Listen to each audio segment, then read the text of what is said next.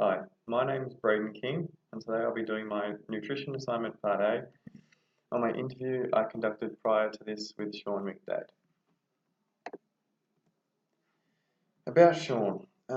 Sean is 18 years old. Sean weighs 103.8 kilos. He is 185 centimeters or 6 foot, and according to his BMI, his score is 30.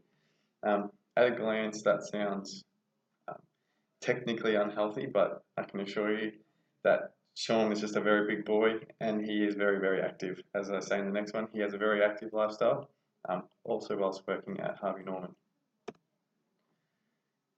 His religion, culture, heritage, and beliefs. His religion, he attended a Lutheran high school, however doesn't strictly adhere to religious beliefs. His culture. Sean's dad's cousins are German and celebrate Christmas Eve rather than Christmas Day. He claims it's very bad for his diet, but it's an awesome time of the year. He spoke highly of the Eve feast and also boasted about the Christmas Day feast his family hosts as well. Sean told me he eats in excess over the Christmas New Year's break, which in turn ends up being a poor overall diet and ruins his summer bod. Continuing on with his heritage and beliefs, his family originates from both Italy and Scotland. He spoke very highly of his nonna's cooking skills and how she had passed down her recipes to his mother to cook for him. She cooks him hallmark dishes like pastas and gnocchi and has taught him how to cook them for himself. His true inner Italian comes out when he speaks about food, as he says he will never settle for poor quality produce, especially when it's home cooked food. Furthermore, he steers clear of Italian food at restaurants, as it's generally disappointing. Unless it's a specifically owned Italian restaurant, he critiques pasta dishes as well. He says it's very easy to differentiate between whether the food has been made fresh or not. He told me examples of rubbery pasta and poorly made gnocchi. His financial situation and budget. Luckily for Sean, his personal financial situation doesn't affect his food options or choices. As he puts it, his parents stock the fridge.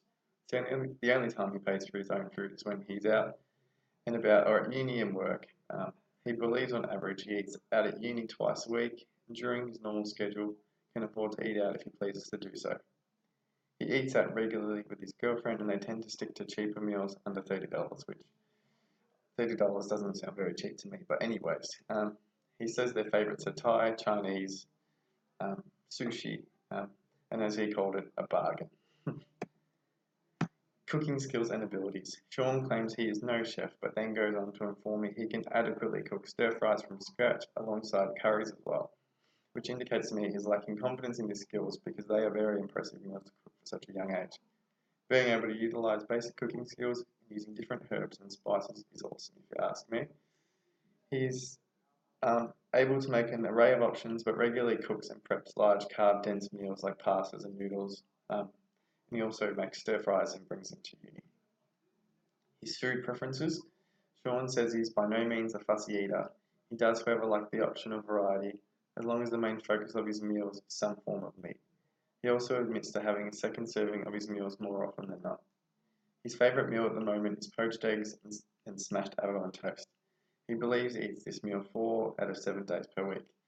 And if you didn't realise, it's a stereotypical meal for a millennial in Australia, so he's fitting the bill. Education and level of food knowledge and nutritional knowledge. He has basic education. Sean completed year 7 to 9 food tech as well as VCE physical education. He believes this has equipped him with basic nutritional knowledge and assists in planning his food intake and exercise planning. When Sean is in peak sporting season, he alters his diet by consuming less fatty foods and he replaces them with carbs so he has energy when he performs, or I should say more carbs. He plays basketball and has done so for the last 10 years. Each week he used to listen to nutritionist guest speakers to help improve his overall diet and fitness and has carried this across to his adult life. His environment. Sean is an only child and still lives with his parents. As previously mentioned, he always has food available and the food that is in his pantry to a degree will also play a role in what he eats on a regular basis. Social media apparently does not affect his diet, unless on the rare occasion a new burger joint opens up locally and he sees a photo online. Most nights he says his mum cooks dinner so he has no say as to what it is. However, he stated his mum cooks healthy food for the most part.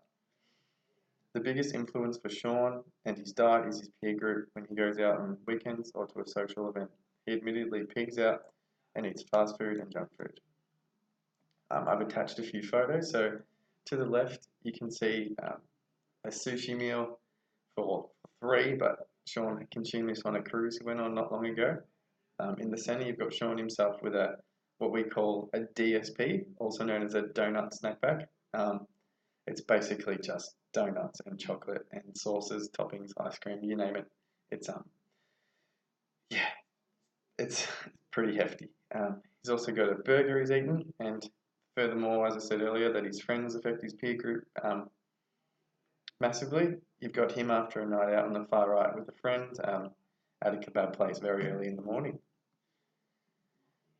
Thank you for listening. Hope you enjoyed my